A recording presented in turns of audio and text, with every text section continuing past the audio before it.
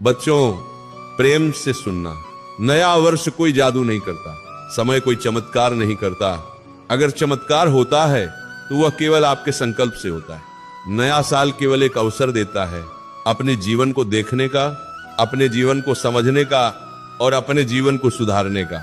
अगर मन वही रहा, अगर आदतें वही रहीं, अगर आलस्य वही रहा, तो कैलेंडर बदल जाने से जीवन नहीं बदलता। नया वर्ष 2026 आपके जीवन में इसलिए नहीं आया है कि आप केवल खुशियां मनाएं, बल्कि इसीलिए आया है कि आप अपने भीतर झांकें और अपने आप से ये प्रश्न करें, मैं अपने जीवन के साथ क्या कर रहा हूं। आज की पीढ़ी बहुत तेज है, बहुत बुद्धिमान है, लेकिन सबसे बड़ी समस्या ये है कि मन बहुत चंचल हो गया है। पढ़ाई सामने है, किताब सामने है, लेकिन मन मोबाइल में घूम रहा है। शरीर क्लास में बैठा है, लेकिन मन कहीं और भटक रहा है।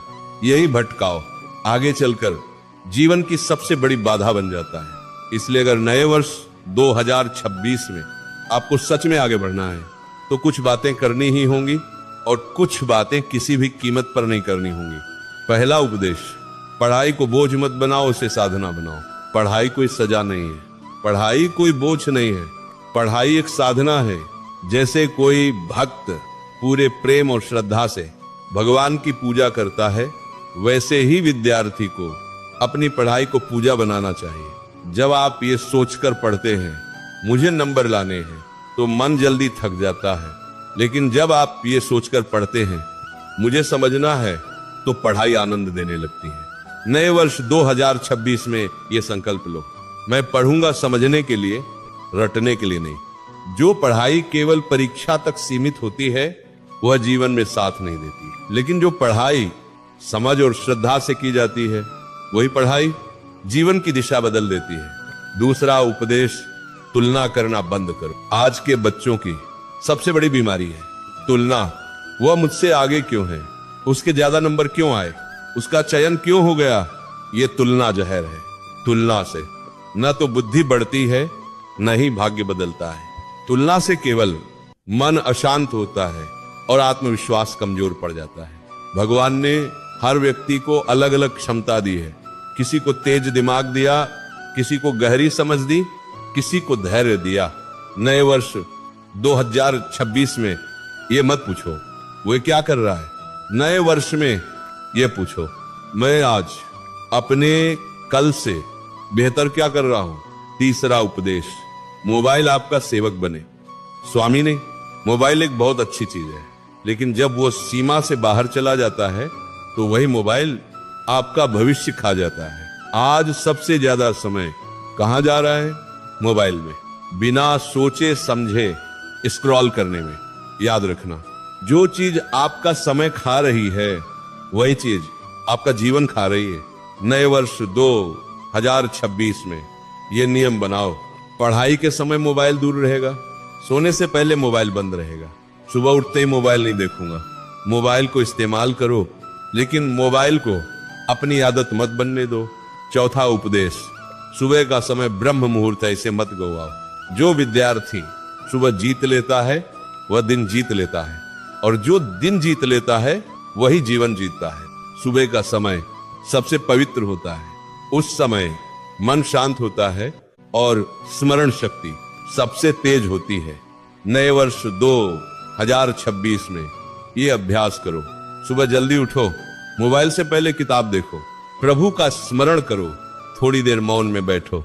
याद रखना, सुबह जो विचार मन में डालते हो वही विचार पूरा दिन चलाते हैं। पांचवा उपदेश, आलस्य को मित्र मत बनाओ। आलस्य सबसे मीठा दुश्मन है, वह न आपको डराता है न थकाता है, बस धीरे धीरे आपका जीवन खा जाता है। आज नहीं पढ़ेंगे कल पढ़ लेंगे, यही सोच आगे चलकर पछतावे में बदल जाती है। नए वर्ष 2026 में ये नियम बनाओ, आज का काम आज ही करना है। थोड़ा थोड़ा रोज पढ़ा गया ज्ञान एक दिन पहाड़ बन जाता है, लेकिन टालते टालते पूरा जीवन खाली रह जाता है। छठा उपदेश, अपने मन की रक्षा करो।